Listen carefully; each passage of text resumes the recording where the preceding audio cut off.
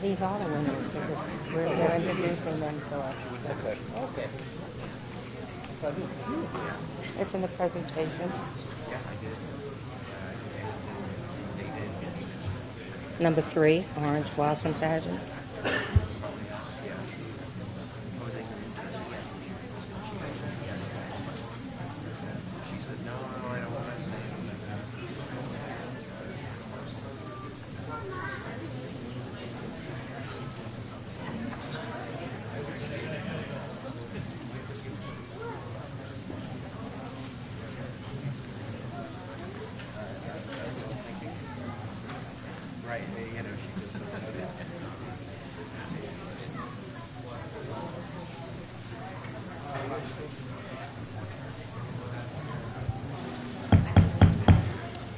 I'd like to call the meeting to order.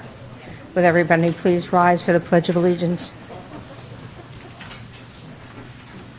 I pledge allegiance to the flag of the United States of America and to the republic for which it stands, one nation, under God, indivisible, with liberty and justice for all. Roll call, please. Mayor Paul. Here. Vice Mayor Whitman. Here. Councilmember Hatton. Here. Councilmember Starkey. She's here. Councilmember Lewis. Here. Mr. Lamack. Here. Mr. Lewis. Here. Mr. Holste. Here. Mr. Weinthal. Mayor, you have a quorum. Thank you very much. First thing I'd like to do is welcome Congresswoman Davie Wasserman Schultz. Thank you for being here. She'll be making a presentation shortly, but I wanted to recognize her. I also would like to take a moment of silence for 2 individuals very important in the town who we've lost recently. Priscilla Tyndall was a pioneer in the town of Davie. She was a long-standing member of the Women's Club, and her knowledge and the pictures that she provided helped me when I was writing the application for the Davie Women's Club, the building, to become a historical site. So she was a very integral part in that process. And as an artist, she was phenomenal. She had some beautiful artwork. I was able to purchase some at a few of our fairs that we had. And so I have those at home, and I know I will always remember her. She was a very sweet woman. And the other one was Alan Goldstein. Alan was partners in founding the Tower Deli, and they were always very involved in community affairs and very helpful to the town, and we could always depend on them whenever we needed anything to come forth with refreshments or a place to meet, and we will miss him. So I'll just take a few moments of silence to remember Priscilla and Alan.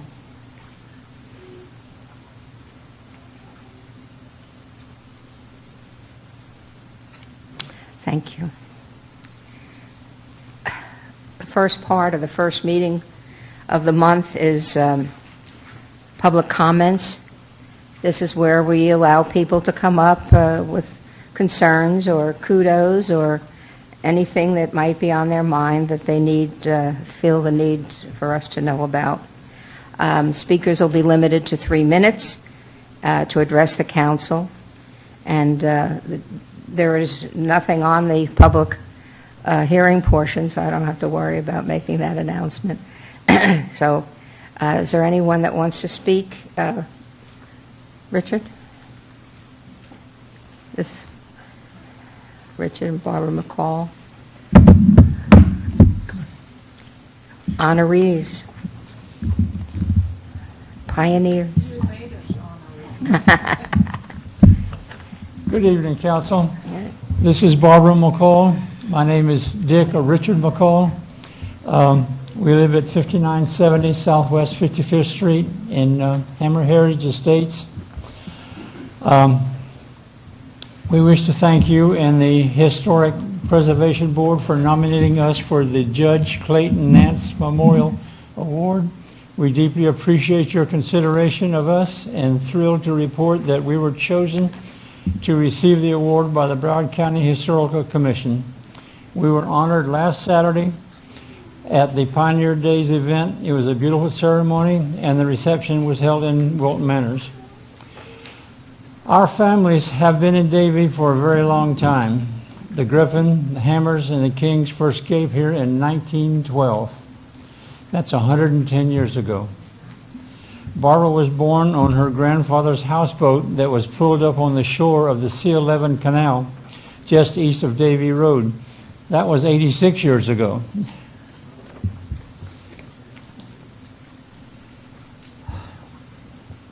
I came to Fort Lauderdale when I was 1 year old and moved to Davie in 1958 when we were married. I have known Barbara for most of my life as my uncle, Uncle Kenneth King, the first mayor of Davie after the second incorporation, was married to Barbara's aunt, Christina Griffin. Our families have been a major part of the history of the town, and Barbara and I have served the town for many years at Orange Blossom Festivals with the Davie Historical Society, with the Davie Cooper City Chamber of Commerce, the Old Davie School Historical Museum. Barbara was one of the charter members of the Sir Optimus International of Davie, who started the process of saving the Old Davie School from demolition. They wanted to make it a bus depot for the Broward County School Board, but The stopped county it. did, Yeah, not us. not us.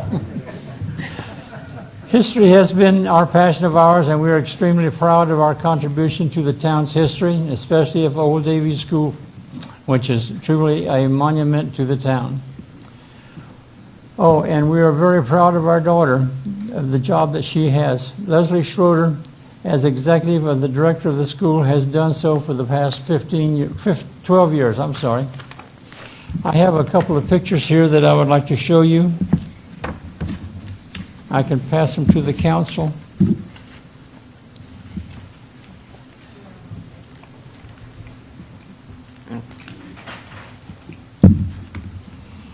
Did y'all receive our biography, or that was submitted to the council? Yeah. I have the copy of the book right here.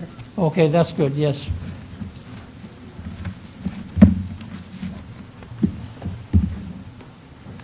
And I'd like to mention, too, I don't remember what year it was, but you also were honored as pioneers. Yes, many years ago. A few years ago, but Yes.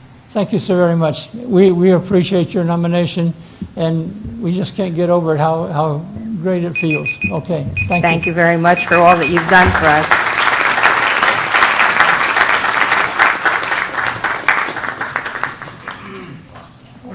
Oh, very nice. King Danny. Pass that around to him, please. Thank you. Is there anyone else? Yes, sir. Come forward. State your name and address, please. My name is Tim Mowry. I appreciate the opportunity to come and speak to you before today. I've lived in Davie in Broward County most of my life. I actually grew up in Rolling Oaks when my parents moved out there when there was only 2 homes. A long time ago. I was very, very young. And I actually played Little League and football where the rodeo is now, back a long time ago. So I've been here a very long time. The reason why I wanted to speak today was in the area where our office is. We're at 3300 Southwest 50th Avenue in Davie. It used to be known as Hacienda Village a long time ago. When our company is Mowry Elevator Company, we moved in there a very long time ago. And I moved back down here to help run our operation down here in 2000. And ever since I've been here, the area of Southwest 50th Avenue and Southwest 36th Street, which backs up to 50th Avenue, backs up to the Florida Turnpike, and it goes all the way to 441. There's a lot of business in this area, a tremendous amount of tax revenue in this area, and the roads are just awful. I'm constantly having to help my 15 women who work in my office with the damage to their vehicles due to this road. There's a lot of big trucks that go on this road, but The problem is the road, it has no storm drains. It has constant potholes due to the very large trucks that go down this road, and they're just patched with buckets of asphalt. And when we've called numerous times to have this addressed, I finally called and I said, how do we have this really looked at in a different way, a more serious way? And they told me to come and attend this meeting tonight. So I'm here today, speaking on behalf of, I know, my office, but there's hundreds and hundreds of companies in this area that I'd love to have something considered regarding proper drainage, the roads being redone to where you have a crown on the road. And there's so many potholes on the sides of the roads, cars going in the middle of the road, and they're running at risk of getting close to these big trucks that go in there. So the patching only lasts a few weeks because of the drainage is so bad. The roads are underwater. And so I'm here today, and I brought some sheets. I don't know if I should leave these, and I highlighted exactly where I'm talking about. I can leave these here for you. And so the only reason I'm here is to see if I can have some attention to this, because it's greatly needed. And there's a lot of, like I said, a lot of business, a lot of people in there, and it really needs to be addressed for sure. And what happens as a result of you being here, it brings the matter to our attention. We'll ask you to share those pictures with Mr. Osdale Fernandez. So, Okay. thank you. That's Mr. Lamack. So he'll see to it that Osdale gets it. And if we can't get to it immediately because of budgetary concerns, I am sure it will go on our planning stage, and something will be done. I greatly appreciate anything you all can do, and I'm sure the other businesses in that area would as well, for sure. Thank you for coming. We appreciate it. Thank you. Is there anyone else who would like to speak? Seeing none, then I'll close the public comment portion of the meeting. We'll go on to our presentations. Our first presentation is from Congresswoman Davie Wasserman Schultz. It's the federal appropriations projects request that she so brilliantly got through Congress for us and brought some funds for the Shenandoah Drainage Improvement Project. So I'll turn it over to you, Congresswoman. Thank you so much, Madam Mayor, members of the Town Council. Before the McCalls leave, I want to wish you a hearty congratulations. The first place I lived when I came to Broward County was the town of Davie in Ivanhoe, and it's really wonderful to see you being recognized for the pioneering spirit that has helped the town really reach its heights today. I remember you when you came to our 100th anniversary also. Absolutely. That was a long time ago now. Take care. Thank you. Congratulations. Madam Mayor, members of the council, I'm really thrilled to be able to be here to share with you some good news. I want to focus, as a member of the Appropriations Committee, I have the opportunity to lead a subcommittee, the Military Construction and Veterans Affairs Subcommittee, which handles all the military construction funding that the United States does around the world and in the United States, and then also the entire budget for the VA. It's the only committee in the Congress that handles the life of someone who begins their active duty in the military and then all the way through that service through the time that they are a veteran. And so I'm really proud of being a steward of the care that we have to provide for those who provide our nation with their protection and service, and then after their service, make sure that we can take care of them and ensure that they have all the resources and support that they need when they come home. So President Biden signed the fiscal year 2022 government funding package into law in March, and this is one of many transformative pieces of legislation that Democrats passed to ensure that America got back on her feet after this debilitating and deadly pandemic. This comprehensive package lowers costs for families, and it makes critical investments in South Florida by confronting our urgent health, climate, education, and national security needs. We made many historic investments, including funds for critical local projects and protecting our young people, like the cuties that are here tonight in the crowns. Totally adorable. So glad you're here. But what we did is we help those young people by aggressively tackling climate change to save the world that they will inherit. President Biden often says, "Don't tell me what you value, show me your budget, and I'll tell you what you value."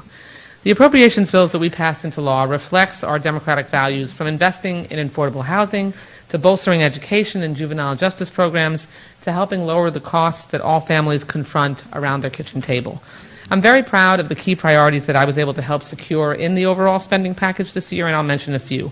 One was, and I know this is an issue near and dear to all of those on the dais' hearts, a record $350 million for Everglades restoration efforts. That's our state's critical drinking water resource, and that money protects the drinking water for millions of Floridians across all of South Florida and continues to reestablish that important sheet flow that was gummed up by Napoleon Bonaparte Broward and is why we are able to live here, but at the same time is causing us some pretty difficult climate problems. The Appropriations Act also included community project funding for towns like Davie, which means federal dollars being invested for improvements right here in our community. I had the privilege of working with you, Madam Mayor, and your administration and the members of the council so that Davie's priorities are reflected in this package, and I'm proud to announce today that together we secured more than $1.7 million to build a pump station for the Shenandoah community. Now, thank you. I will tell you that over the years I have knocked on every door in the Shenandoah neighborhood and slogged through some horrendous puddles. But more than that, after Tropical Storm Eta passed over Florida in November 2020, Davie experienced severe flooding, and the Shenandoah neighborhood was left impassable for residents and public safety personnel.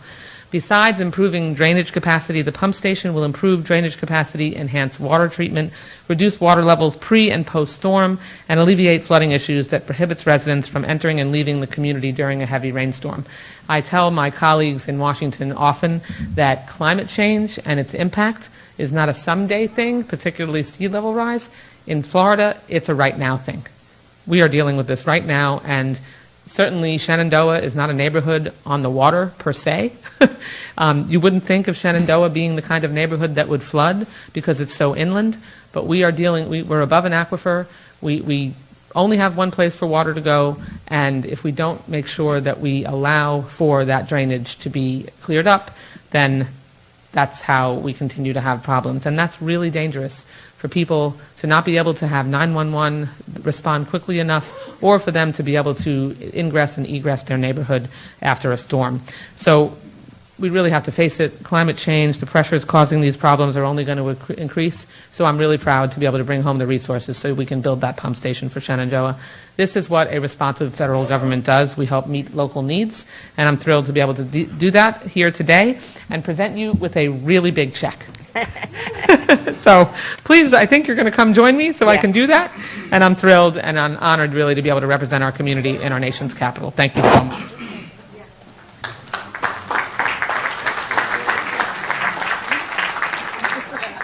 Are we going over here? Yes. Okay. I'll meet you at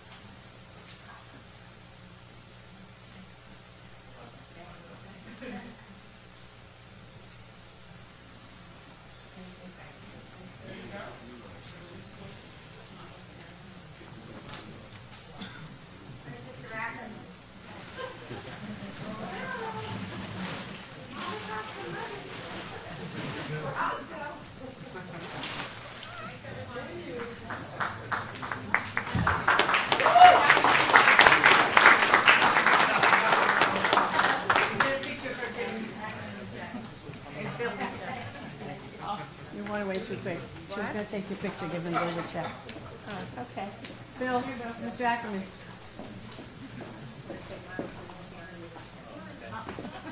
This way we know you have it.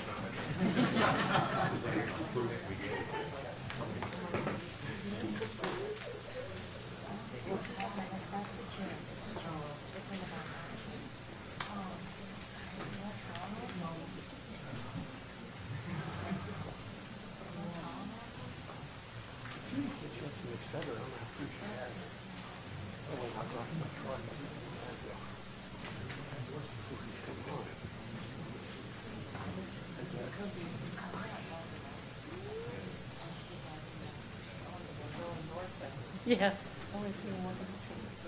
I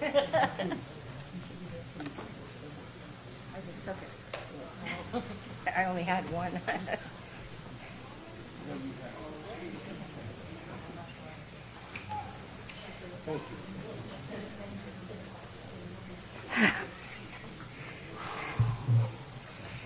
Okay. That's my exercise for the day. Our second presentation is from Broward County Transit Premium Mobility Plan, Laura Mins. And is Barney McCoy here? He is not. Oh, okay.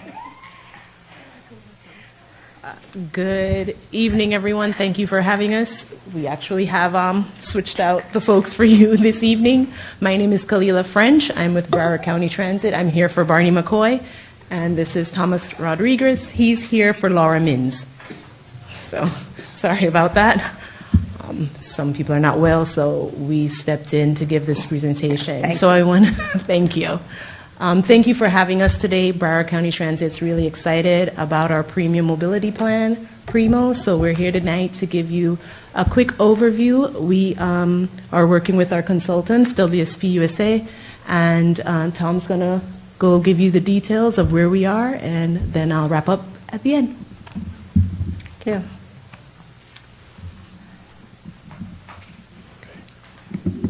All right. Good evening, Thomas Rodriguez. Just quickly want to give a brief overview of what we're doing with PRIMO here, and just quickly what a definition of the study is here. So basically what we're trying to do is develop a vision for premium transit for Broward County. And what is premium transit? It's high capacity, it's modern, it's going to be convenient, attractive, and reliable. We also want to make sure we're meeting the objectives of MAP Broward and ultimately ensure that we're developing a pipeline of premium transit projects that's coordinated with other stakeholders here in Broward County, as well as FDOT and other municipal partners.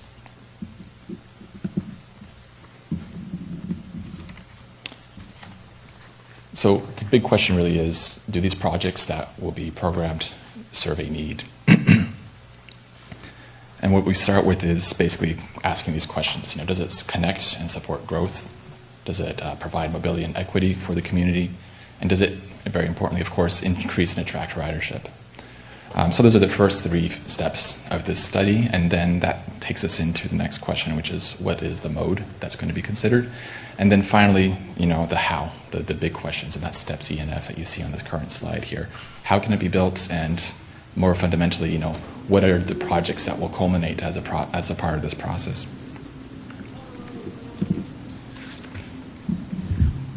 Thank you.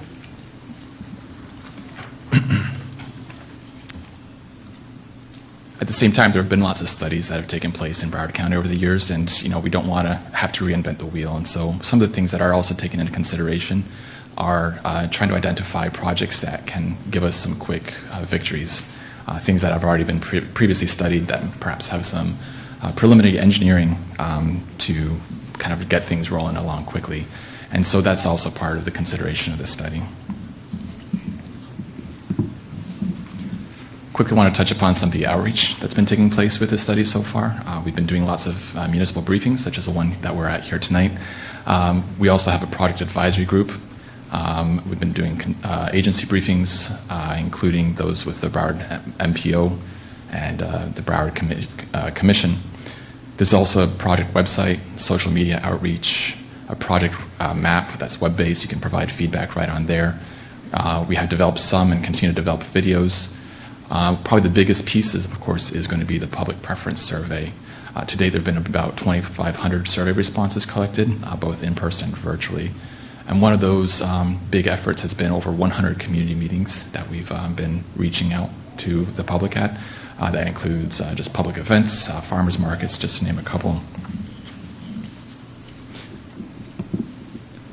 So where things currently stand right now is that we're trying to wrap the study up at the beginning of 2023. We hope to bring some more information to the town of Davie in the coming few months with some more further details on the study and where things currently stand. And from there, of course, the hope is to take these projects to the Broward County Commission for approval. And critically, there's lots of federal funding available right now. And the opportunity really is here to fully leverage those federal surtax dollars with the transit surtax that was passed here in Broward County. It's a tremendous opportunity that we're really excited about. Yeah. All right. So in addition to what we're doing with Primo, we wanted to just make sure we're clear that Primo is setting the premium network, but BCT will also initiate plans to look at expanding the services within our system to support the premium network. So within the next year, we'll be doing a comprehensive operation analysis, looking at our entire system. We're going to be doing our major transit development plan. We're also looking at mobility pilot programs. So the two on deck, we have Late Shift Connect pilot that we actually started in August. So that program is to offer on-demand services and during the late shift when our transit services aren't available. So that's between 11 p.m. and 6 a.m. So folks can call and get a ride, and it's subsidized. And we're also going to be initiating a microtransit program. We're starting with about 5 communities, and it's scalable, and the goal of that is the other on-demand service to cover those areas that may not have the demand for a fixed route or community shuttle, so to supplement that. And of course, we continue our ongoing community shuttle service. So the microtransit and all of that, we're looking at definitely trying to provide different levels of transportation in the community. And I think that's it. Any questions for me? Go ahead. No, go ahead. Hi, Carol Head. This program, I believe, is not just for buses, though, is it not? They're looking at transit on wheels, buses on down 95, 595, things like that have been talked about. And so it's strictly not just buses, it's also a transportation hub and moving it into all the different municipalities, but not necessarily just buses. Correct. So we're looking at premium transit, so we're looking at bus rapid transit and light rail transit. Light rail. For 3 seconds to use stop back.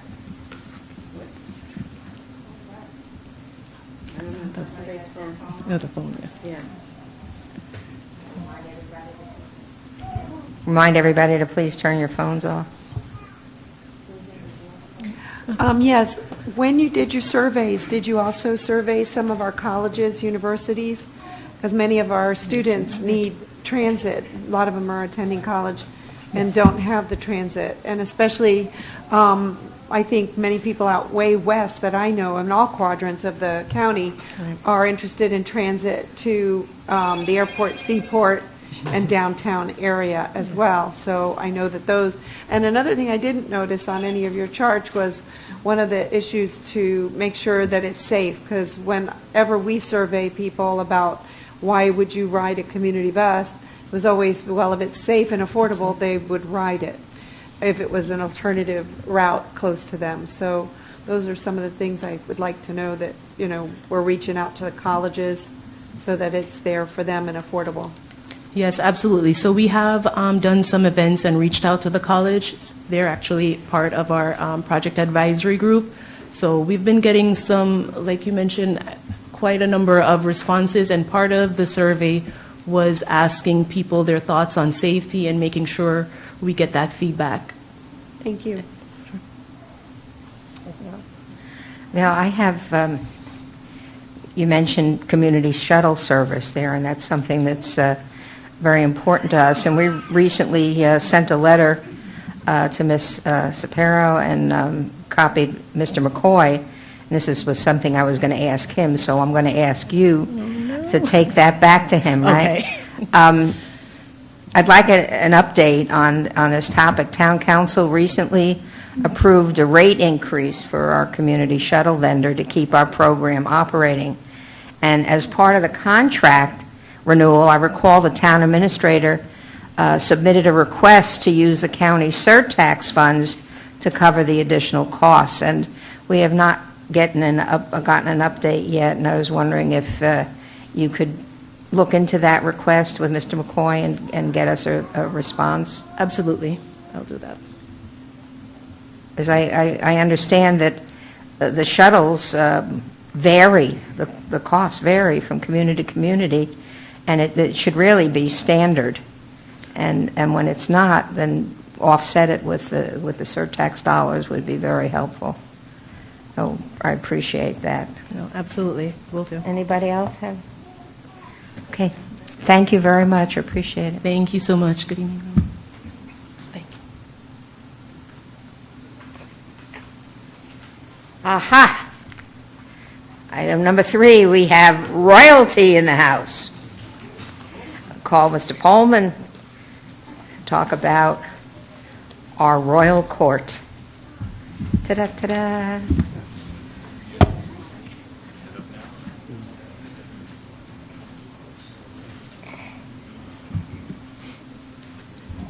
Good evening, Mayor, Vice Mayor, Town Council, Administration, staff, and members of the public.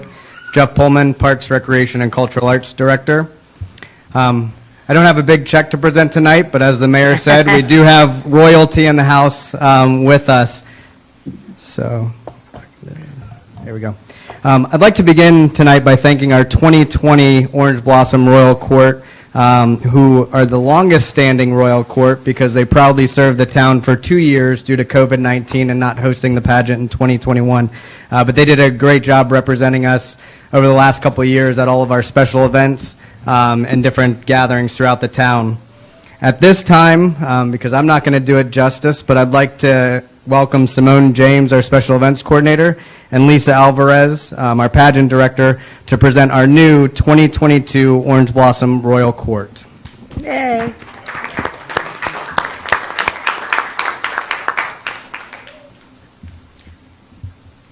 Good evening, Mayor, Council, Administration. We were so thrilled to be able to host the Orange Blossom pageant in person again after our 2-year hiatus. The success of our pageant would not be possible without our pageant director, Lisa Alvarez, Master of Ceremonies, Rebecca Vetter, judges David Roth, Aubrey Sieber, and Ebony Paris, as well as performances by jazz soloist Ebony Paris and the South Florida Cloggers. The pageant festivities began on Friday, September 9th, with our Mr. and Mrs. Orange Blossom pageant during the senior luncheon at the Pine Island Multipurpose Center. 2 of our Davie senior men and 3 Davie senior women competed for the prestigious title of Mr. and Mrs. Orange Blossom. Lisa Alvarez will help us present our 2020 Mr. and Mrs. Orange Blossom winners. Okay. At this time, I would like to bring our King, Jamie Thorpe, and also our Queen, Margaret Z. Better known as Margaret Z.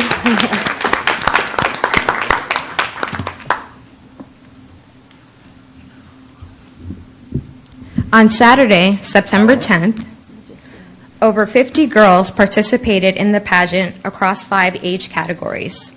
Each queen will represent the town of Davie throughout the year at special events and rodeos. The Royal Court will also be featured in the 86th Annual Orange Blossom Festival, Parade, and Rodeo in February of 2023. Without further ado, we will be presenting you the 2022 Orange Blossom Queens. Okay, at this time, we're going to start with our babies. For our tiny miss, I have Miss America. Her actual name is America. So if I can have America come up. Here she comes. And her first runner-up was Avery. This is our court for the babies, the tiny miss. Aww. For our little miss is Sadie Lee, who not only was our queen from 2020, but came back, aged up, and she won again. So Sadie Lee, and Luna is our runner-up.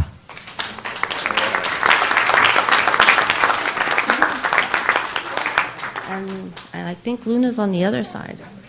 Come on, honey. Our junior miss, I'm proud to say, our queen is Arbella. She is now playing at Dollywood. She's dancing and singing there for 3 more months. So taking her first runner-up is Skylar, who is going to represent us in that division. And that's our junior miss, Skylar. And Skylar will get her own little banner. Going to our Miss Junior team is Chloe, but she's not here. They didn't come in today. And Reese is our first runner-up.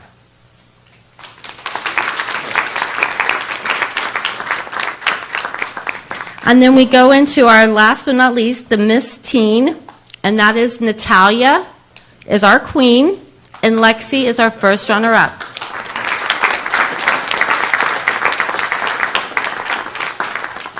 And then, Mayor, I have all my special queens that came, that won Best Dress, Best Smile, that were sisters to all our queens here to come on up. Come on.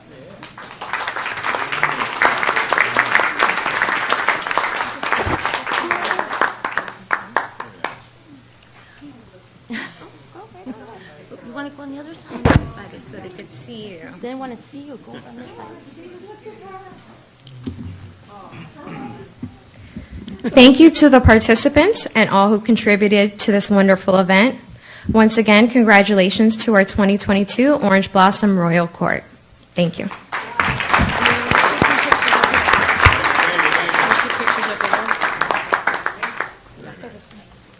Okay, come on this way. Come on, there you go, Luna. There you go, Yes. America. They were so cute. I'm here, baby. My king and queen. Bye. Working with the children is always one of the best parts of the job there. I want to thank Lisa for doing a great job and getting the whole thing all going. She's our queen.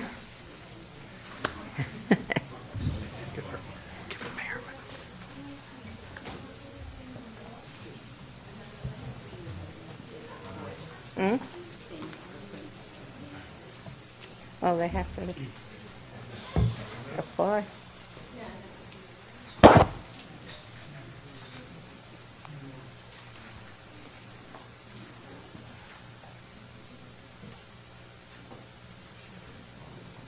Hmm?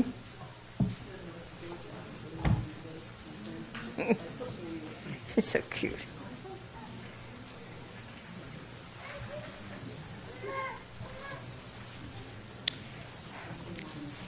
Can we move ahead while they're taking pictures? Or you want to wait? Okay. Item 4 is upcoming special events. Mr. Pullman again. Still doing a great job, sir. Thank you. Again, good evening, Mayor, Vice Mayor, Town Council, Administration, staff, and members of the public. Jeff Pullman, Parks, Recreation, and Cultural Arts Department.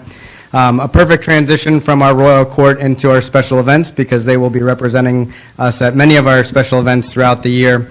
And I'm extremely excited tonight. I feel like I haven't done this in a while, so I'm extremely excited tonight to talk about all the wonderful events coming up here in the town of Davie. As you know, unfortunately, our movie... I'm going to take this. Let me see if I can get... I'll just hold it. Unfortunately, our Movie in the Night event scheduled in September was canceled due to weather, but we are working on rescheduling that. So I wanted to announce our upcoming Movie in the Park event. This Saturday at Bamford Sports Complex, we're showing The Addams Family 2, which is rated PG, the animated version. Gates will open at 7 p.m. We will have food trucks, as well as the movie starting at 8 o'clock p.m. At night. So very excited for this. This will be, I guess, our first official movie after Orange Blossom since the last one was canceled. So moving in, the annual Nights of Fright Haunted House event will be open from 7 p.m. to 10 p.m. on Thursday, October 27th, Friday, October 28th, and Saturday, October 29th. This haunted house is definitely not for the faint of heart, and take it from me, very scary. The event is hosted by the South Florida Cloggers in collaboration with the Parks, Recreation, and Cultural Arts Department here at the Pine Island Multipurpose Center. Tickets are available online through Eventbrite and our Town of Davie website for $20 per person. There will be refreshments available for purchase as well. And again, I just want to remind everybody this is not for the faint of heart or for young children. This is a true scary haunted house. Very scary. Event. Yes, so anybody that scares easily, take caution, but those who seek the thrill, this is all for you. So for those interested in a not-so-scary haunted house, we invite all Davie residents to our Halloween Happening event at the Bergeron Rodeo Grounds on Saturday, October 29th from 10 a.m. to 1 p.m. Join us for a day of fun family activities, live performances, and spooky surprises. The annual horse costume contest will take place at 11:15 a.m., and everyone's encouraged to participate in our kid and adult costume contest beginning at 11:30 a.m. for a chance to win prizes for the spookiest and cutest costumes across different age categories for children aged 12 and younger. And then we also have a family division and adult division as well. We do ask everybody to ensure that costumes are family friendly for this event. On Sunday, October 30th from 6 p.m. to 9 p.m., we ask everybody to join the Davie Police and Davie Fire Rescue Department for their first annual Trunk or Treat event at the Public Safety Complex located at 1230 South Nob Hill Road. Your police and fire rescue personnel will be on site passing out Halloween candy and treats to all the ghouls and goblins in the town of Davie. There will also be music and live entertainment throughout the evening, and we encourage everyone to come in costume or their favorite Halloween attire.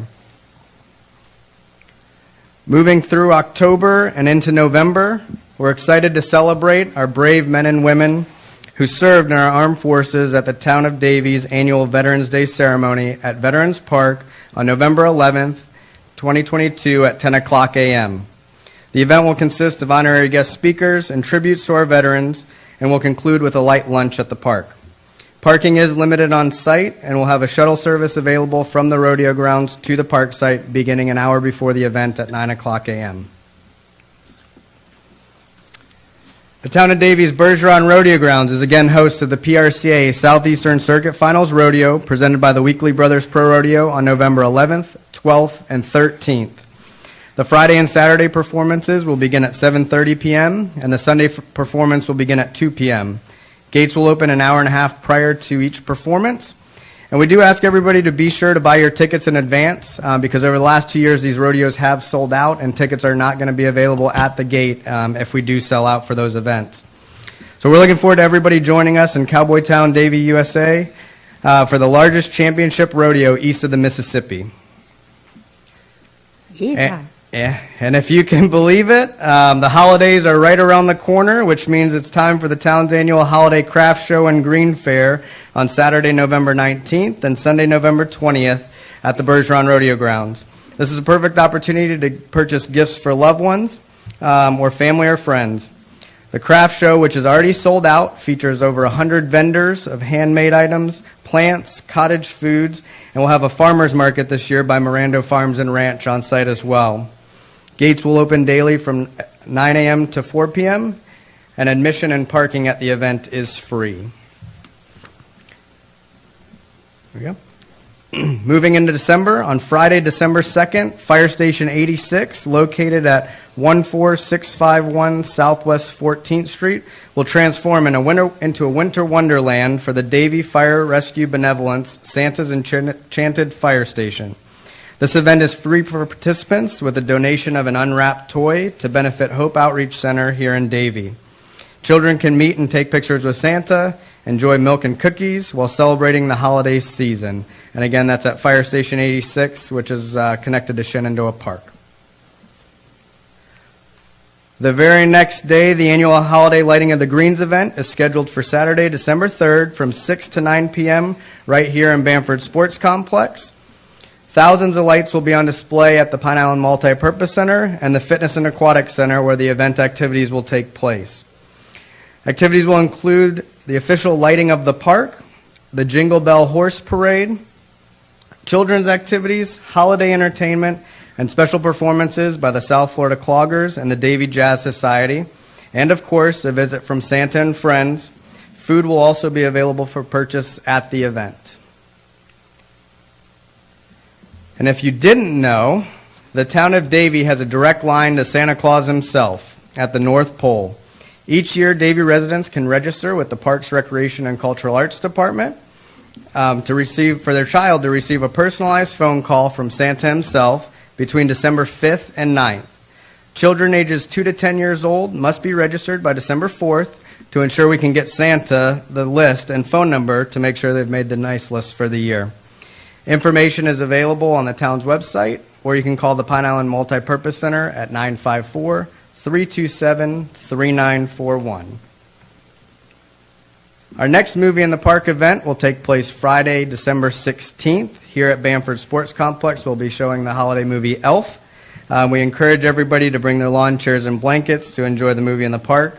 Food trucks will be on site at 6, and after the time change, the movie will start at 7 o'clock p.m. All right, so we are excited for some of the new funding that we received in fiscal year 23 to add to our special events calendar.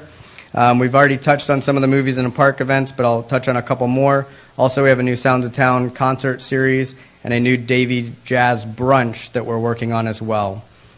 So the Movie in the Park series, we've added 4 movies to the calendar, one of which was canceled due to weather, which we'll be rescheduling later in the year. We have the October 22nd with the Addams Family, December 16th with Elf, and then February 11th we'll determine the movie as it gets closer.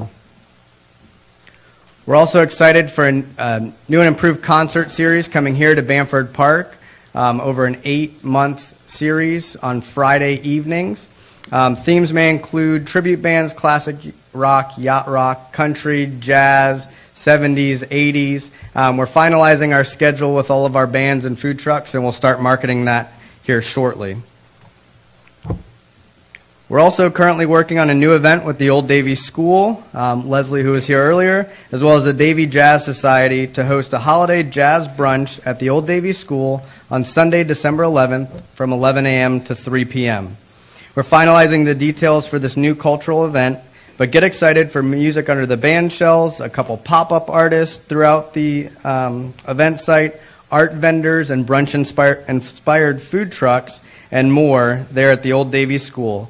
Admission for the event will be free, and food and beverages will be available for purchase. This is another event that is actually on the agenda tonight. It's item number 20 on the consent agenda. So as we all know, on September 28th, Hurricane Ian made landfall on the southwest coast of Florida as a Category 4 hurricane. The storm caused devastation across the entire southwest Florida coast, as well as other areas in Florida. And as you know, police and fire personnel have reported to the West Coast and continue to work alongside local authorities there. Recently, the town has been approached with an idea to host a hurricane relief benefit concert at the Bergeron Rodeo Grounds in partnership with the Davie Cooper City Chamber of Commerce and Main Event Talent Company. As mentioned, number 20 on the consent agenda addresses this event to approve the inclusion of waiving of the arena and stage rental fees, the town absorbing personnel costs associated with the event, and the donation of concession revenue for the event. So we've been working hard behind the scenes in preparation in case this is approved tonight, but the family-friendly event would consist of 5 local and regional bands performing from 12 to 7 p.m. on Sunday, November 6th, again at the Bergeron Rodeo Grounds.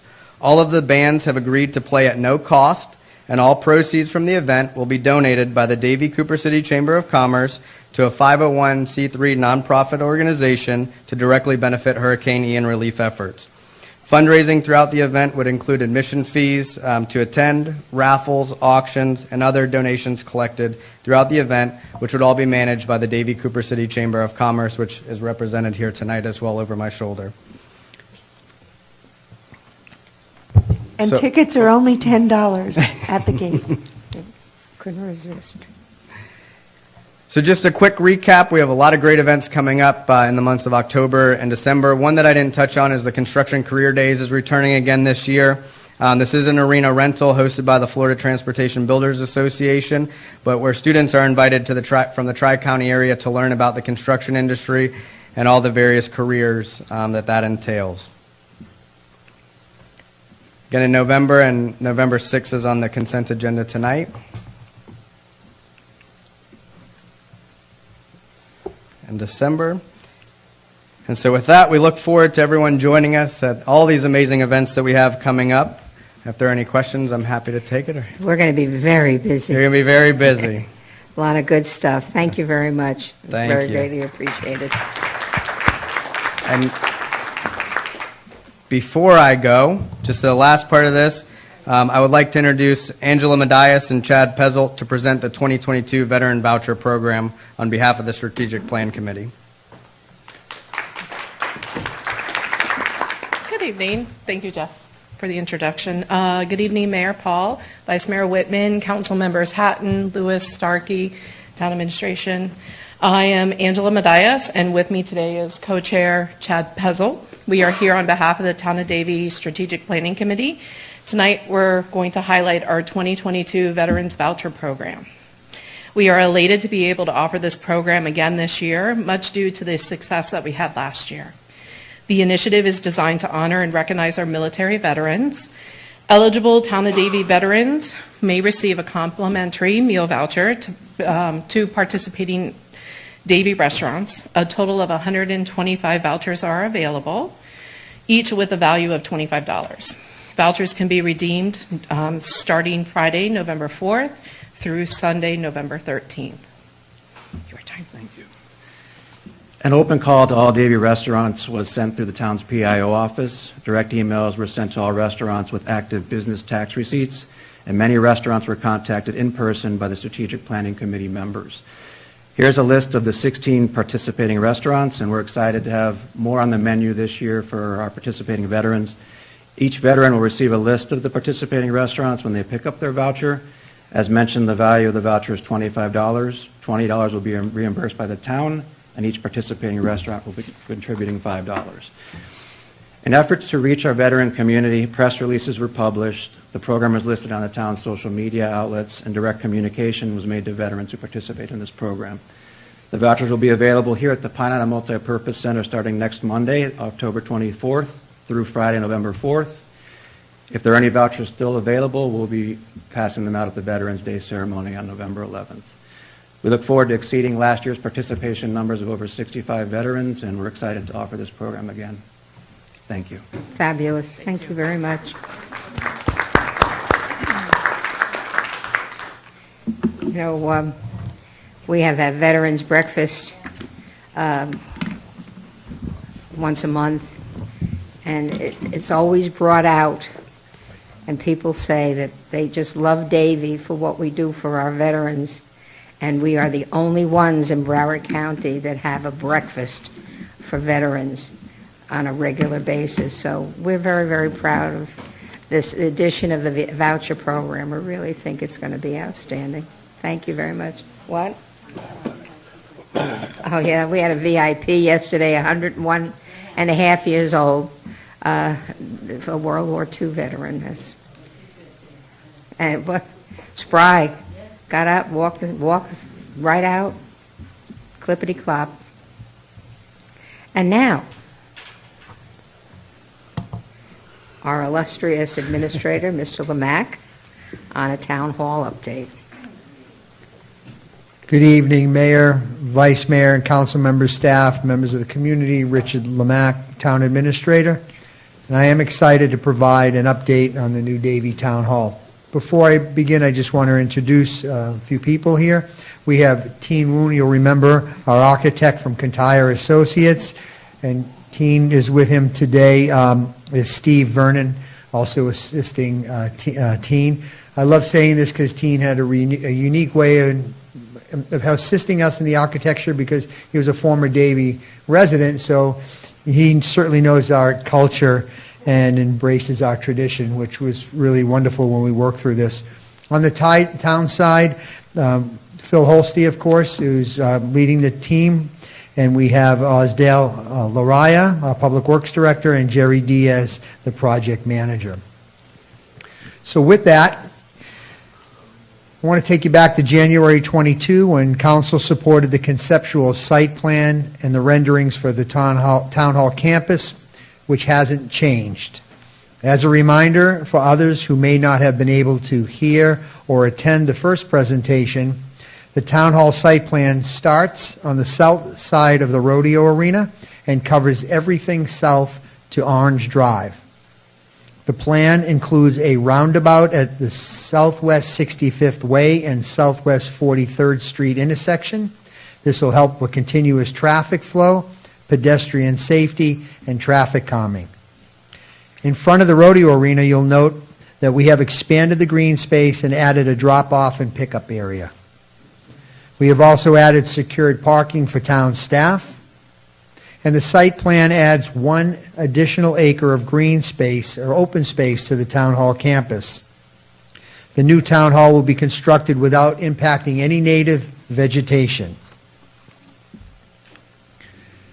The new Town Hall is currently planned for 4 stories, captures the elements of our Western theme design manual with maintenance-friendly faux wood and stacked stone. In addition to the architectural linkage to our past, this building highlights our history through the replication of the Town Hall entrance from our former Town Hall. The total building square footage is approximately 85,000 square feet.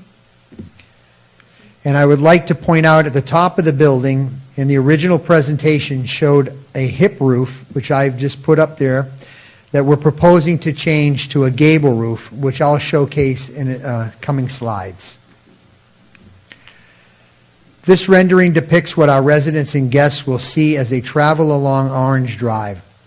The site plan maintains the open space on Orange Drive as the building is set back 80 feet. I want to transition now to talk about the footprint and the characteristics of each floor. Every floor has break rooms and restrooms. The first floor has a public restroom and a family restroom. There are 4 elevators, including a service elevator.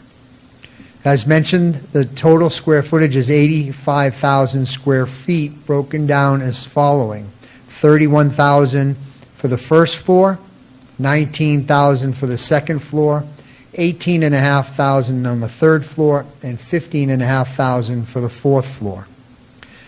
The first floor will host the town council chambers, which will have 150 seats, 6 ADA seats, and 8 person seating on the dais. There'll be one-stop shopping on the first floor that'll contain building, engineering, utility customer service, code compliance, building tax receipt, and human resource applicant room. There'll be a security office, a public conference room, a lactation room. There'll be an office space for the Davie Cooper City Chamber of Commerce. There'll be 1 legislative office, the building division, community services division, and utility customer service. On the second floor will be the code compliance division that will be moving over from the police department. This will also provide additional space over at the police facility. The engineering division and information technology department. On the third floor, you'll have budget and finance, human resources department, planning and zoning division. On the fourth floor, it'll include the town council offices, town administration offices, town attorney's office, and the town clerk's office. So I want to take you back now, as previously mentioned, when we talked about the hip roof over the town council reception area and conference rooms. This is what that looked like, and this is what we're proposing is a change to a gable roof. This will extend the entire length of the building north to south, providing architectural characteristics that's consistent with the original Town Hall Weston theme. It also incorporates a vaulted ceiling with a clerestory, which is a series of windows that admits natural light to parts of the building, which will be the Town Council reception area and conference rooms. In addition, we'll now be able to predominantly feature the town seal, which will be illuminated and visible at night on both the main entrance and on the Orange Drive side. On this slide, you'll see that it will show in red where that gable roof will be and the areas that will benefit from that natural light on the fourth floor, the reception area and conference room. So, at this junction, we're requesting Council's formal concurrence with the floor plans and the proposed new gable roof. Once direction is received, the next steps will be demolition, which is anticipated to occur in November 2022, releasing the design-built request for proposal in December of 2022, anticipate that the council hearing to award the construction contract by spring of 2023, and we anticipate, within what we can control, that we'll be returning to our new facility in the summer of 2025. So, Mayor, if I could turn the meeting back over to you, hopefully get some direction to memorialize what's been presented, and we'll be happy to move forward. Everybody's here to answer comments, questions, or anything? It's a long time in coming. Can't wait. I go along with the change in the roof. That'll be nice to have that natural light. Anybody else? I see a thumbs up. Thumbs up. We got 5 thumbs up. That's what I needed to hear. I made it 6, so I... Very good. Thank you very much. Thank you. I'm looking forward to the groundbreaking. Huh? Okay, now we'll go to the consent agenda. I need to pull 3, 17, 28, and 29. Vice Mayor, do you have to pull anything? No, Mayor. Thank you. Mr. Lewis? Satin? Mr. Starkey? Thank you. May I have a motion to approve the consent agenda minus 3, 17, 28, and 29? Motion to approve consent agenda minus 3, 17, 28, and 29. Is there a second? It was a little slow on the uptake. All those in favor say aye. Aye. Any opposed? That's unanimous. Thank you very much. Okay, number 3 is Hindu Heritage Month and Diwali Day proclamation. May I have a motion to approve? So moved. Second. All those in favor say aye. Aye. Any opposed? That's unanimous. We have Mr. Raj Verma here, Davie resident, along with a few of his closest friends to accept this proclamation, which I will read. Whereas Hinduism is one of the most ancient religions of the world that originated in India, and whereas Hinduism is the 3rd largest religion in the world with more than 1 billion followers worldwide, representing 15% of the global population, and whereas the Hindus celebrate numerous festivals throughout the year, but many during the months of October and November, culminating in the celebration of Diwali. And whereas the Hindus worldwide reverently observe the festival of Diwali, celebrating the victory of good over evil and bringing light in the form of knowledge, serenity, hope, and universal well-being. And whereas Diwali is one of the most celebrated festivals of great significance for Hindus, Sikhs, Jains, and Buddhists, and whereas Diwali falls on Monday, October 24th this year, in accordance with the lunar calendar, and brings together families, friends, and communities here in the United States and around the globe in goodwill, peace, prosperity, and a shared sense of renewal. And whereas the U.S. Congress officially passed unanimous resolutions recognizing the religious and historical significance of Diwali. And whereas, excuse me, consistent with the American values, Diwali signifies a special time of peace and serenity with the hope of building bridges of understanding and tearing down barriers of intolerance. And whereas the town of Davie has notably benefited from the Hindu American community through the great family values it brings along with its commitment to tolerance, pluralism, inclusiveness, environmental consciousness, and continued excellence in science, medicine, technology, music, dances, yoga, and meditation. Now therefore be it proclaimed that the mayor and the town council of the town of Davie do hereby proclaim the month of October as Hindu Heritage Month and October 24th, 2022 as Diwali Day. Thank you very much, Mr.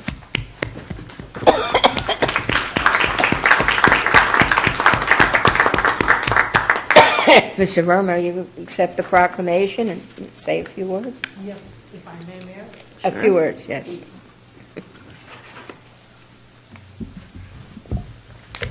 Good evening, Honorable Mayor, Vice Mayor, members of the Town Council, Town Manager, Town Attorney, and City staff. On behalf of my Hindu, Sikh, and Jain Buddhist brethren, it's a great honor to accept tonight's Hindu Heritage Month and Diwali proclamation. I thank the town's leadership for bestowing this great distinction on us. A lot of our folks have fanned out to accept other proclamations, and some have got stuck in traffic and rain. But I have here tonight myself, Raj Verma, 2901 West Aviaka Circle, Sankar Varya, and Anisha Kusuma, and Pankaj Chaturvedi, and two doctors. They had to go out on emergency.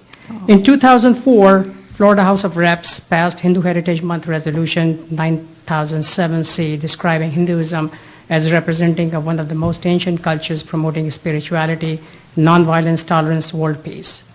Hinduism has no single founder. It evolved over thousands of years and is a fusion of various beliefs which seeks oneness in divinity in many forms. The Hindus, Sikhs, Jains, and Buddhists celebrate no less than 40 festivals throughout the year, with 12 alone during the month of October, depending upon the lunar calendar. Hence, October is the most significant month, with Diwali as the key festival, making it truly a Hindu heritage month. Your various clauses in the proclamation aptly describe the virtues of Diwali. The aforementioned four faiths, sprouting from the same roots, have seen a recent spike in the ethnic attacks as reported by the FBI.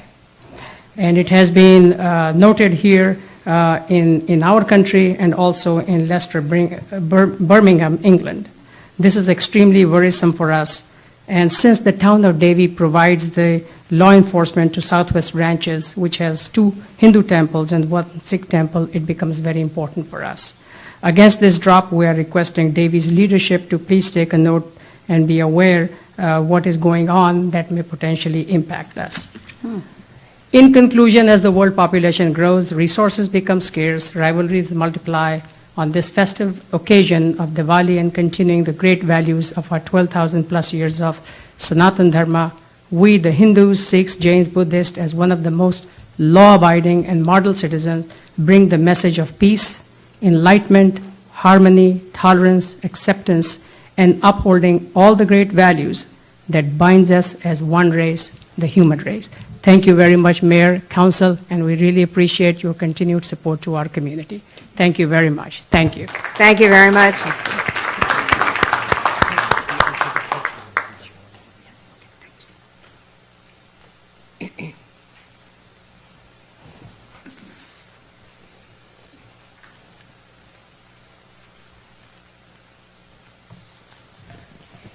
Okay, we're going to take a look at number 17. You all have a copy. There's a revision here, one that approved as revised with the project location map, which was added to the package. It was important for everybody to see exactly where it was, and I think they included a few pictures too to show you some of the work that's to be done.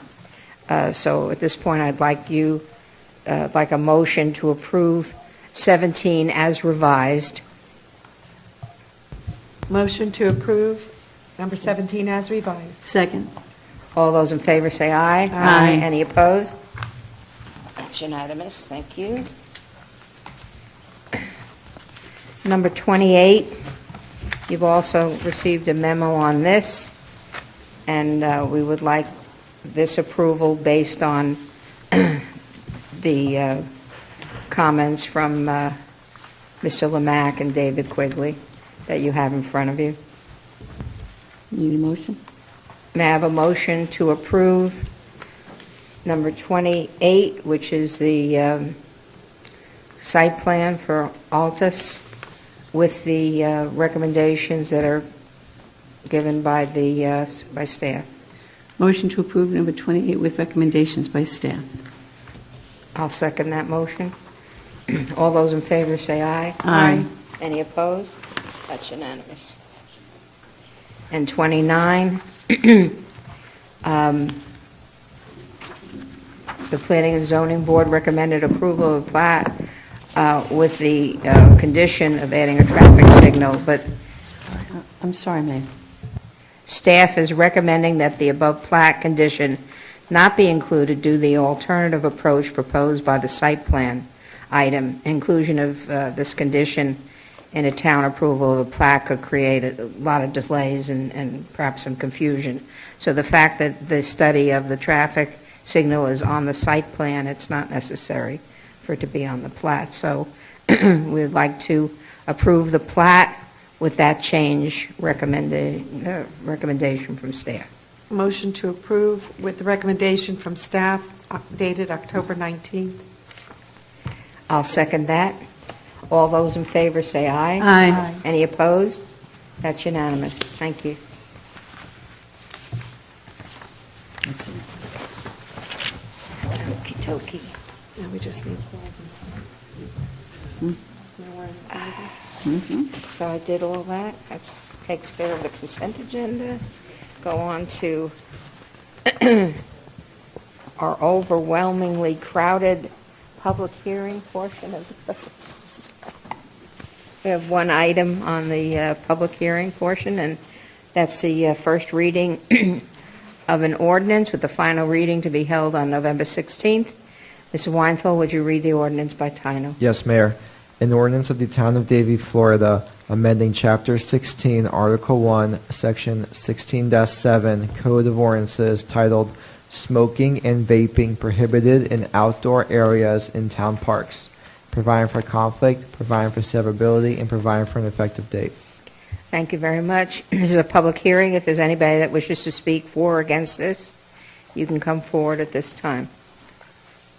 All right, seeing none, I'll close the public hearing. Council, there's anything for discussion? No? Could I have a motion to approve Code Amendment number 37? Motion to approve Code Amendment 37. Is there a second? Second from Vice Mayor. Thank you. Will Town Clerk do a roll call vote, please? Councilmember Lewis? Yes. Vice Mayor Whitman? Yes. Councilmember Hatton? Yes. Councilmember Starkey? Yes. Mayor Paul? Yes. Motion passes. Thank you very much. That concludes the public hearing portion of the meeting. We'll go on to appointments. Do we have any appointments? I think there's only one. Yes. Okay, what are you going to do? Thank you, Mayor. I'd like to appoint Stephanie Shore for our Public Art Advisory Committee. Okay, wonderful. Making that a motion? Yes. I'll second that. All those in favor say aye. Aye. Any opposed? That's unanimous. Thank you very much. That completes that board, and we can have them meet sooner than later. Oh, that took care of 39.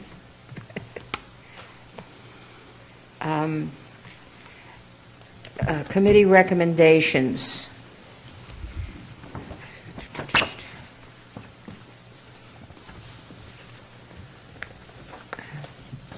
I would just comment very briefly from the Agricultural and Environment Advisory Board that they did make a motion, and it was seconded to award all of the 8 entries that came into the town with their sustainability awards. So we will have that coming up shortly, I would imagine. Do you know how? At the next meeting. Oh, good, okay, very good. There was also a motion made to make a recommendation to council for the town to apply for urban farming grants and assist others when available with the following FOSIS options: infrastructure improvements, land procurement, and community gardens. So Alicia, I think, is handling that. And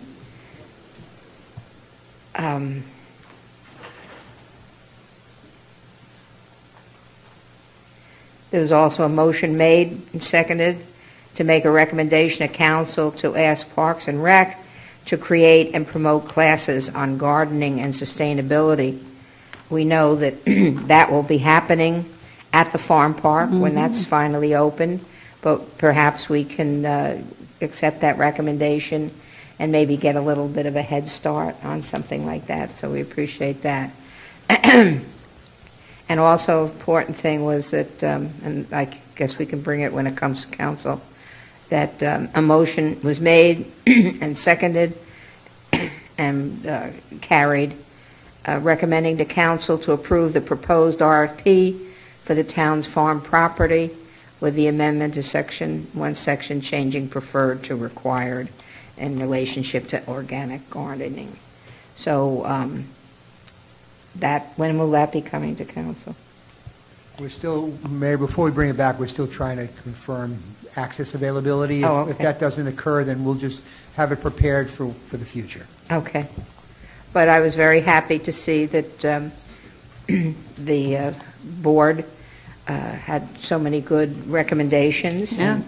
And we're very pleased that this is happening. There's a couple of more.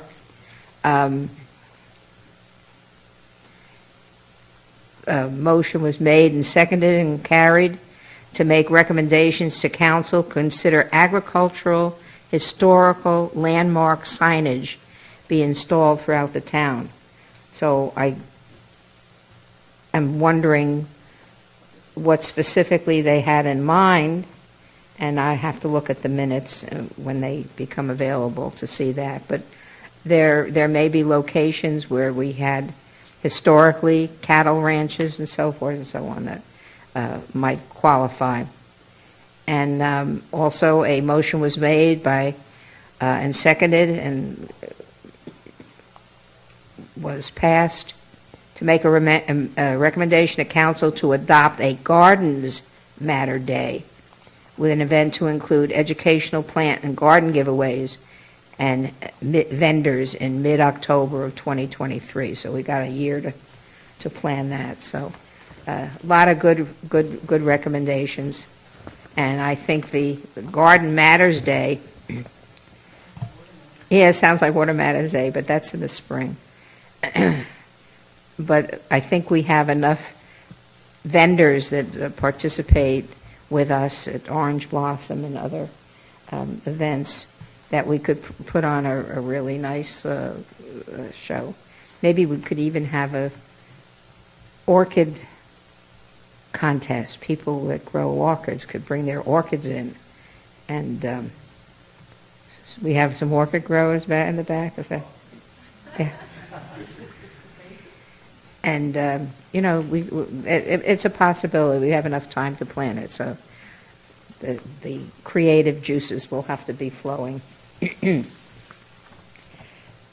Okay. Do we need to give direction on any of those items, like the education? No, I think that with the recommendation, we're going to clarify them once the minutes are made available to see exactly the specifics that they had in mind, and then we will give exact direction. Because I know with the gardening classes, they wanted to get busy on that because they're partnering with Western High School and the Agriculture Committee over there to do the education. Oh, okay. Why aren't they doing it at Western High School then? Well, they have a class there, but this is for the community. This is what Jesse Bestos has brought forward. Well, the recommendation, I know, I just It read is. all the recommendations. Well, we didn't get that, And, so I don't huh? know what we didn't get that, so I don't know what you... Well, it was sent to me, and I'm sharing it with you. Okay, Could you copy us? Yes, would you have this copy to council? Anytime a committee has recommendations? Well, once it comes to me and on your request, then we forward it to you. Usually get the communications via the minutes when they're transcribed, or they sent an email to the mayor. Historically, that's how it's been, and then she shares it with you in the format, unless you reach out to your own and bring it up. But that's typically how it occurs. So when the minutes are available, or more information. But I'll share what the mayor has with all of you. And as I said, once we have the minutes, and we can look at exactly what the discussion was and what some of the items were that they wanted included, and we'll move forward on each one. I don't know, it just seems to have been bounced back and forth a few times with this. This is the first time that I have seen this. No, I mean the gardening education component. So I'd like to see it move forward, if it's something that council supports. We will. I just said that. As soon as we get the minutes and see what the component is, we will move forward with it. When will the minutes be ready? Takes months. No. No. They usually... We could have them done by the end of the week. They're already drafted. Yeah, okay. Oh, awesome. Good. They're always, you might not be reading them, but they're always available relatively short period of time after the meeting. I always read them, Mayor. Okay. Mayor, it's Dave Quigley. Can I make a correction? So that the Sustainability Awards is scheduled to come back to the council on December 7th. Oh, okay. Thanks. Thank you. No old business, no new business. Schedule comments. Okay, I'm going to start out tonight. I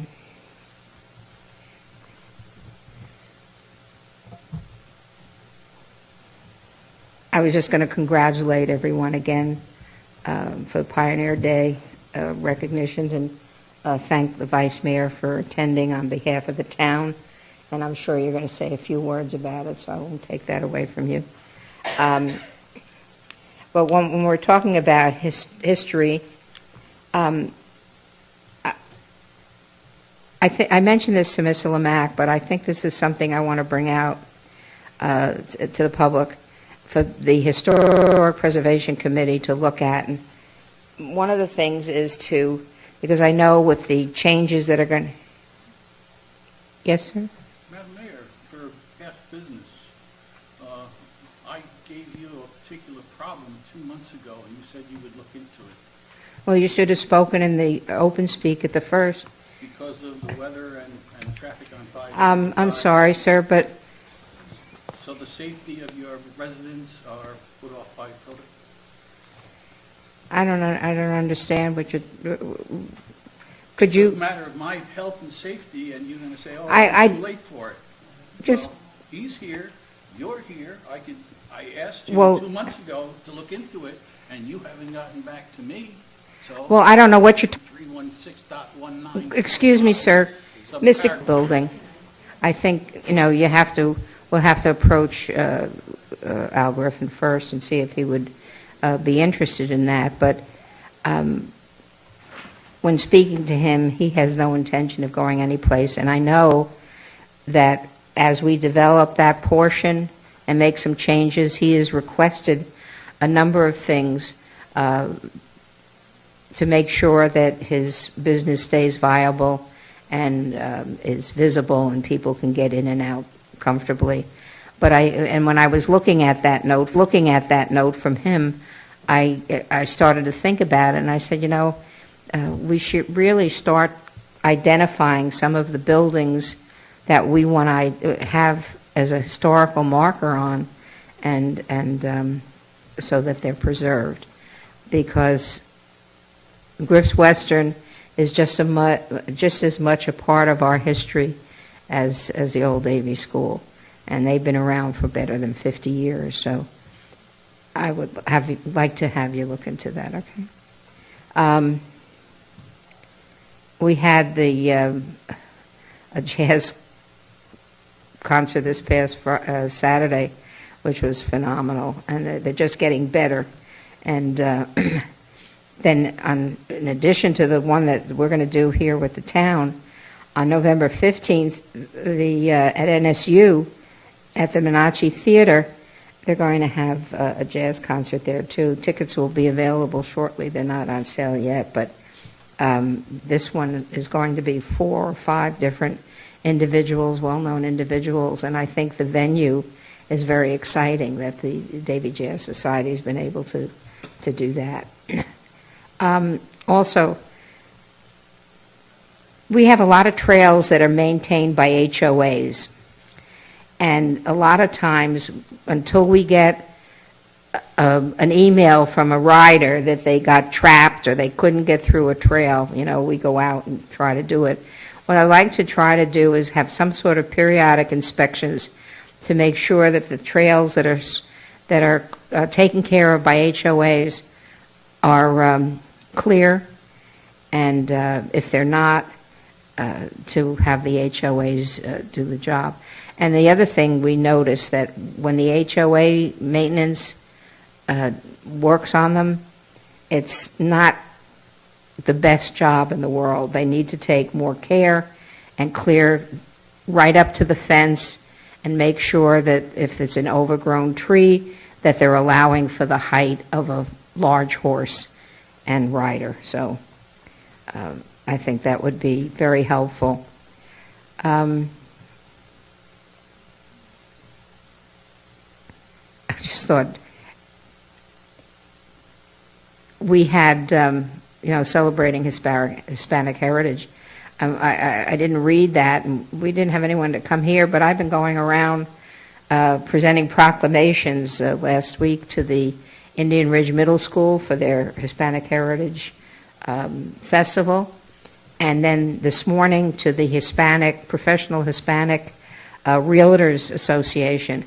What a group. They had their summit meeting, and I think there were close to 100 people there, 100 realtors, many of them from Davie, and have offices in Davie. And it was held over at Porsche, and it was really very, very nice venue. They did a great job. But I gave them a proclamation as well. So we are honoring our Hispanic population. I don't know if anybody realizes we have 41% Hispanic population here in Davie, so yes. Okay, I think let's see, we have a ribbon cutting. Is this tomorrow? I think so, yeah. Limo's Family Center on Sterling Road. Is today? What's today's date? Yeah, this is the 20th. It's tomorrow. That's what I said. Okay. And then don't forget, we also have the poster and essay contest winners. What is that, over at the Old Davie School? And the grand prize posters that were selected, they'll be receiving a personalized engraved best overall trophy, a goodie bag valued at over $150. Their posters will be displayed in the lobby of the Davie Fire Rescue Department headquarters, and a visit to their classroom from Portia, our fire department therapy dog. And the grand prize poster winner was Isabella Jimenez, a third grader from Parkway Christian School. So we have a lot of great things. We have winners from Fox Trail, Hawks Bluff, Nova Blanche Foreman, Nova Eisenhower, Parkway Christian, Silver Ridge, Somerset, St. Bernadette, and St. Bonaventure. So it's a nice group of students. Thank you very much. Vice Mayor. Thank you, Mayor. Okay. It was my absolute pleasure to attend the Pioneer Day ceremony recognition event on behalf of the town. The McCalls and the Davie Women's Club were recognized as recipients. It was a proud moment to see 2 awards coming to Davie. October is recognized worldwide as Breast Cancer Awareness Month. The goal is to raise awareness about the impact breast cancer has on our friends, loved ones, and family members. Let me share a few staggering statistics I learned yesterday. 1 in 8 women will be diagnosed with breast cancer. In 2022, it is estimated nearly 44,000 people in the U.S. will die from breast cancer. So many strides have been made, but so much more still needs to take place, whether through research, early detection, and improvements in treatment. Last week, I had the pleasure of reading to the students at Davie Elementary. This was an initiative to promote literacy in the schools. I want to thank them for inviting me, and I look forward to reading again to the students. October 9th through 15th was recognized as Fire Prevention Week. This year's theme was Fire Won't Wait, Plan Your Escape. I think tomorrow our fire rescue team will be recognizing some of our Davie students who participated in this year's activities. The National Fire Prevention Association has numerous activities and information for everyone in the family to learn about fire safety. This month, I had the pleasure of attending the Davie Police Department's Coffee with a Cop. I find it quite engaging and a really nice way for our community members and police personnel to build a positive relationship. And of course, I must wish all the October babies, including our very own Assistant Town Administrator, Philip Holstein, a happy birthday. Holst, sorry. That's all I got, Mayor. Thanks.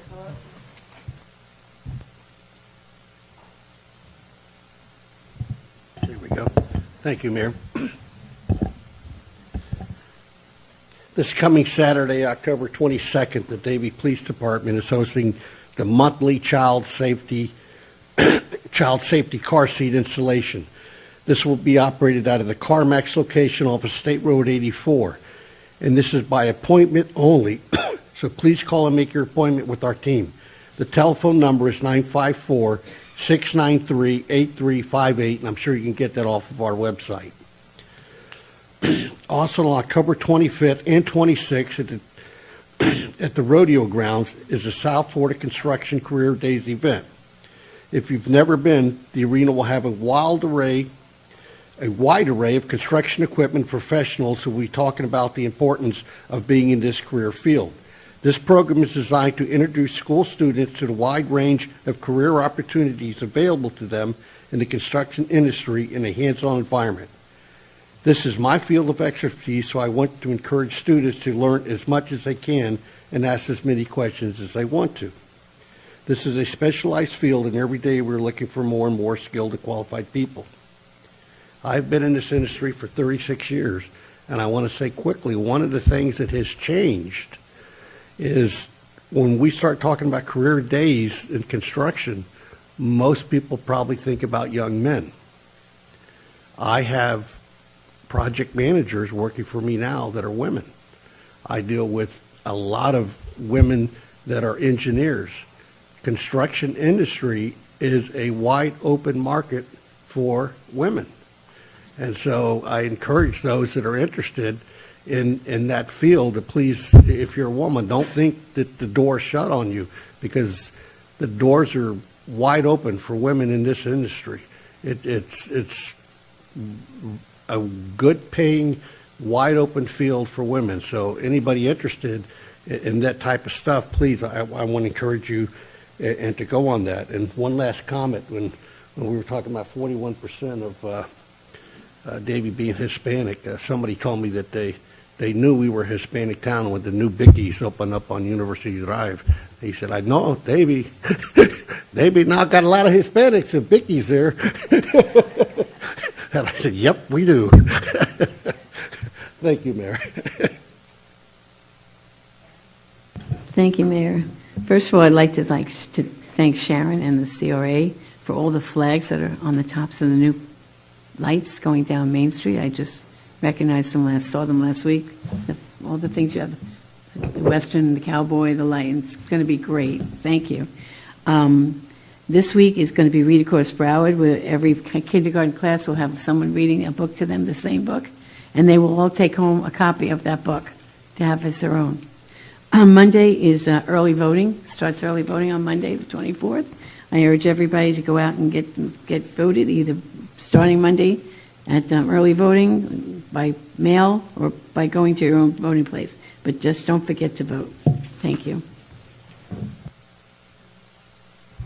Thank you, Mayor. One of the events I attended last week was the Greater Fort Lauderdale Alliance over at the Signature Grand. The amazing presentations were showing and highlighting all of the big corporations that are now being attracted to South Florida. And if you haven't noticed already, we've been attracting a few of our own, although they don't get a whole lot of notice. But that's just an indication that staff has really been doing an amazing job at bringing a lot of big corporations to the town of Davie as well.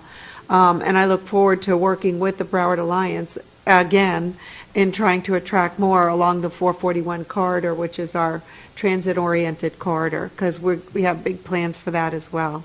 So I want to thank staff for those and for the accomplishments. It goes noted.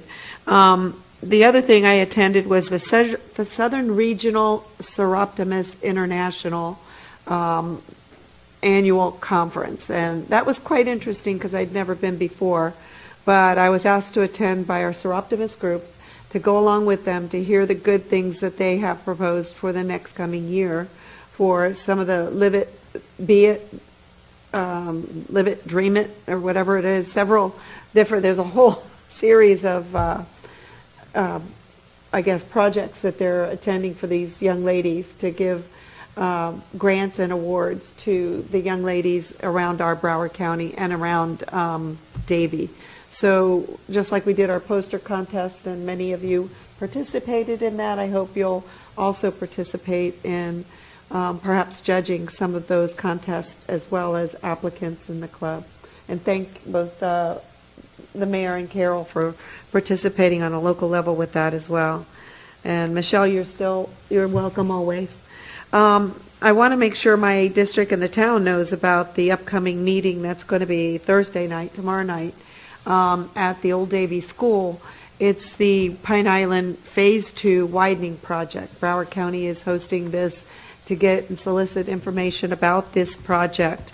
It's being funded by the Pennyfur Transportation Mobility Advancement Program, known as MAP Broward, as well as the Highway Construction and Engineering Divisions putting this on. It'll be from 6:30 to 8:30, again at the Old Davie School, October 20th, tomorrow night.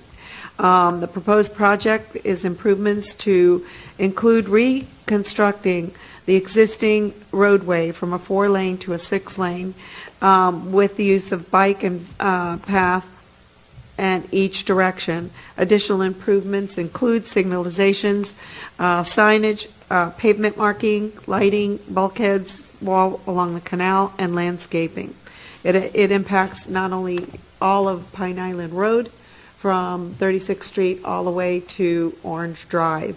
So if you're in that general vicinity or frequent that, please attend the meeting and let the county know how you feel about it. I also am an honorary chair now. I used to be a co-chair of the Boys and Girls Caddyshack Committee for the golf tournament. Our annual Caddyshack 20th annual golf tournament was held at the Grand Oaks Country Club, and I'm proud to announce that we raised for the two Davie clubs $100,000, exactly to the mark. We were $98,289, and one of our members stepped up and wanted to round it off to $100,000. So we were extremely, that'll go directly to our local two Boys and Girls Clubs that we have. Speaking of the Boys and Girls Club also, they are in the process of helping collect donations for the relief efforts of their clubs in the West Coast.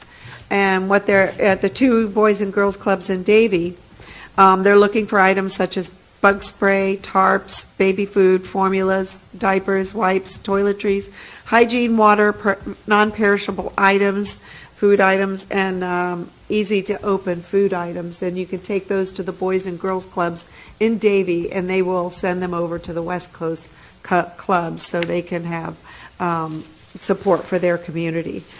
That was about it. There's a lot going on. We've attended a lot of events, and made sure that many of those events, I think the chamber was the last one that we attended, and obviously we got these cute little hats filled with chocolates to talk about from Memorial Hospital breast cancer awareness. They had people from the oncology and doctors who were giving information about cancer and how it affects both men and women, and to make sure you get screened on a regular basis. And this is our Breast Cancer Awareness Month. That's why we're wearing pink. Thank you. Mr. Lemack, do you have anything else that you'd like to do today? Mayor, just one announcement, if I would. I want to share with you that our Assistant Town Administrator, Philip Holste, has received his credentialed manager designation from the International City Managers Association, ICMA, and now he joins Moss and me in this elite group. I just want to remind everybody that it takes a combination of education, experience, high standards of integrity, and a commitment to lifelong learning and professional development. Moss, Phil, and I have also been recertified for the upcoming year. And please join me in congratulating Phil. We're very proud of you.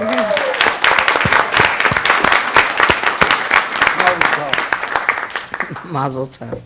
That's all I have. Thank you. Mr. Weinthal. Yes, Mayor. So earlier you asked me about the interest. So the answer is no, and I'll send you my my legal reasoning. I have the backup for it, but the answer is no. Thank you. Okay, if there are no objections, let's go home. Word.